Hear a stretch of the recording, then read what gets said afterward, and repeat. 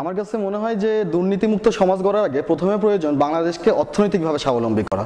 সহজ একটা উদাহরণের মাধ্যমে দেখায় দেয়, ঢাকা শহরে যে ট্রাফিক পুলিশটা চাকরি করছে তার বেতন স্কেল সর্বোচ্চ 6,500 থেকে 7,500 টাকা। এখন প্রশ্ন হলো, এই ট্রাফিক পুলিশের সন্তানটি সেন্ট জেভিয়ার্স কিংবা নটরডেমে পড়ার যোগ্যতা রাখে কিনা।